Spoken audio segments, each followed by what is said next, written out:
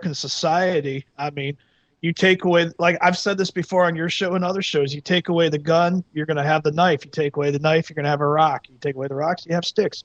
We are a society that was born in revolution. We have always had a violent mindset. We are people who we are not a passive society. When we want results for good or bad, we pick up a weapon or any means necessary to do it. I mean, you take away the guns, you're still going to have a violent culture. I mean, you look on, TV all the time. You see the amateur video of kids beating each other up in the yards. You see the flash mobs. You see all this stuff. Taking away the guns will not change the mentality of the American society, which is that we are and have been ever since our inception a violent culture. In some cases for good, in some cases for evil. Taking away one medium to implement that violence is not going to change anything. Okay, right, and I believe if you look at let's look at the three major metropolitan cities in America. Okay, you got New York City, you got Chicago, and you got L.A. All three of which all have strict gun control, gun bans. New York, New York and Chicago have gun bans. California, they're actually confiscating weapons right now. But and these are the three most violent cities in America. Now you go to like Austin, Texas.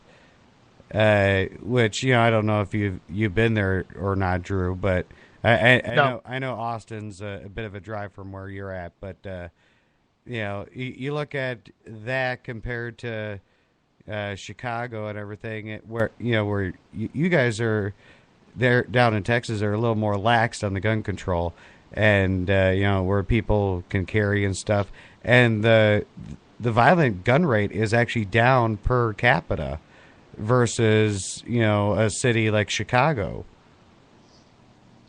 We're a culture down here in Texas of self-regulation and self-protection. We don't have a lot of crime because we know that if we were to rob our fellow neighbor and citizen, we'd probably end up with a bullet in us. I mean, we take care of ourselves. We take care of our own down here. We have law enforcement. We have the Texas, we have the Texas Rangers. We have the state police. We have local law enforcement.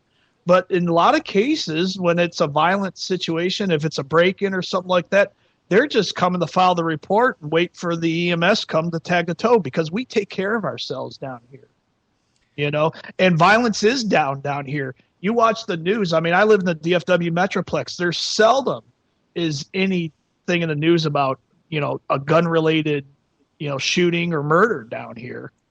Right.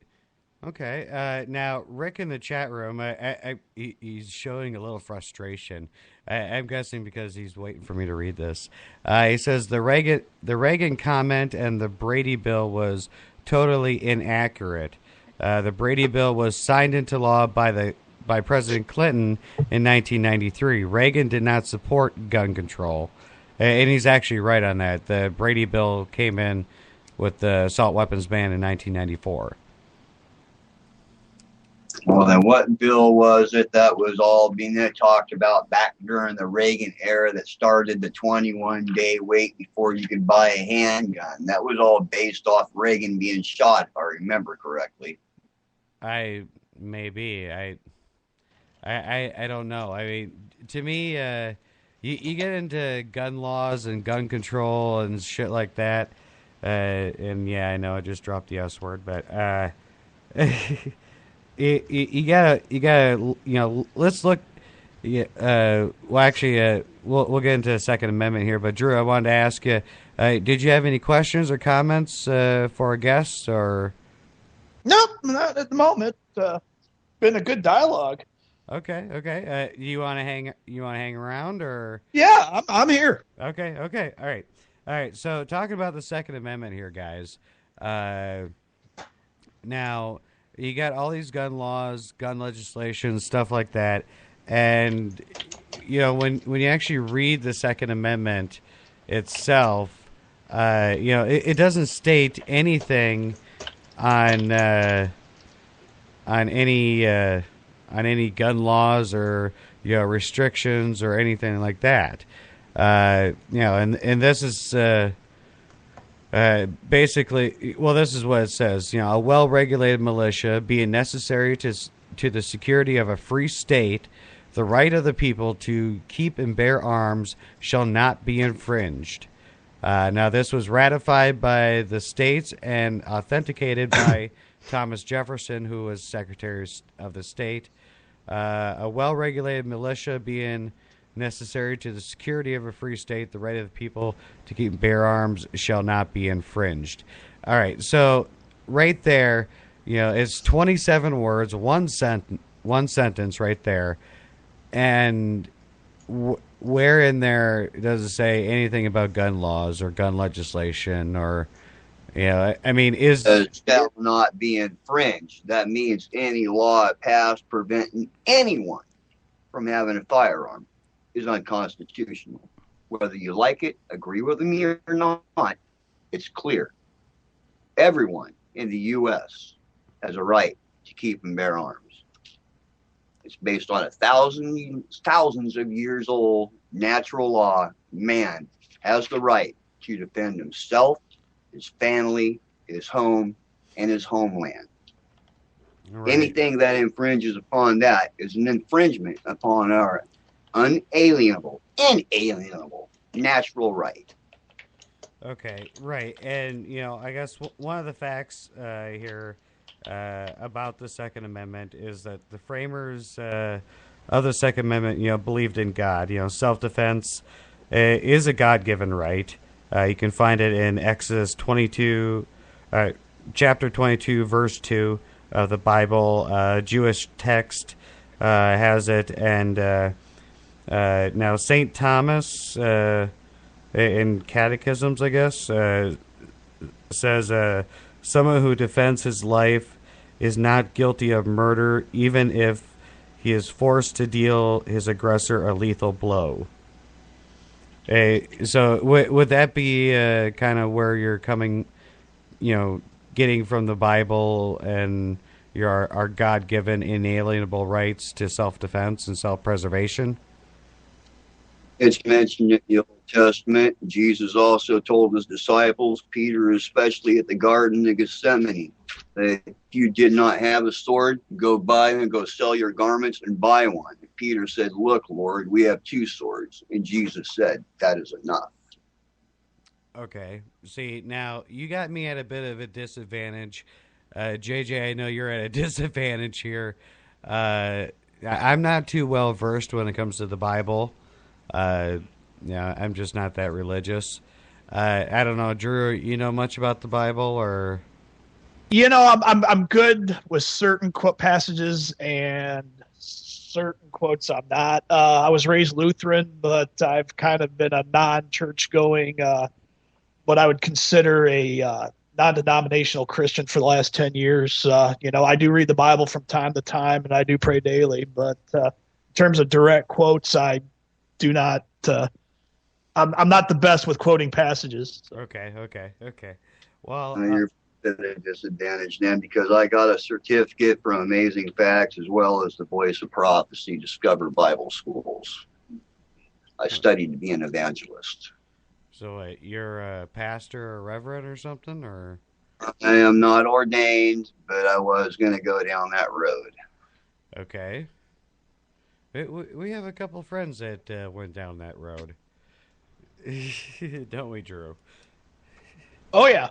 So, okay, now the definition of unalienable means not to be transferred or taken away.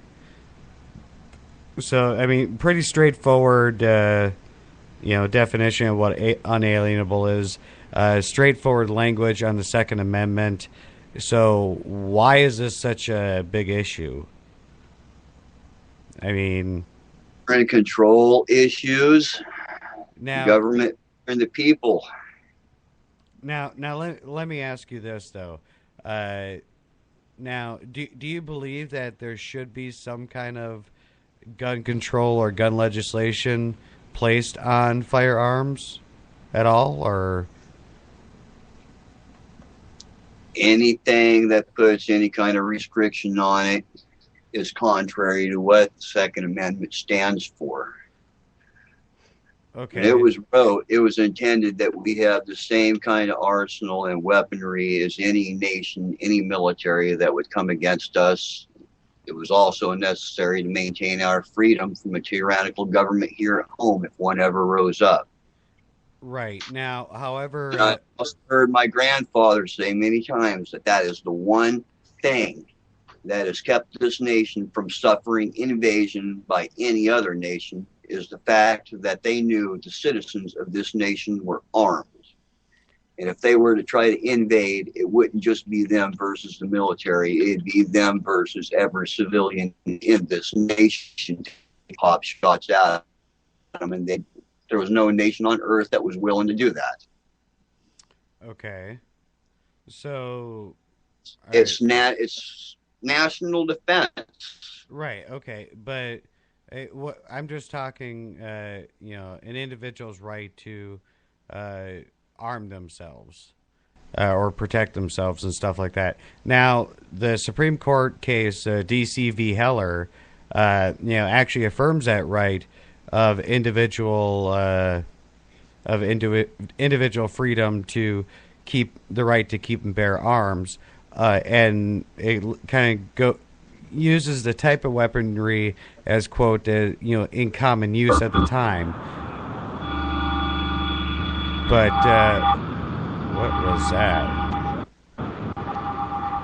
Interesting. Okay. That doesn't sound good. No, JJ, Flying saucer?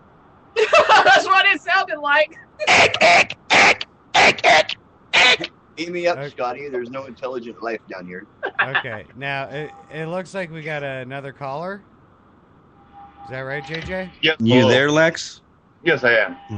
Hi. Welcome to the show. Hi, how are you? Doing good.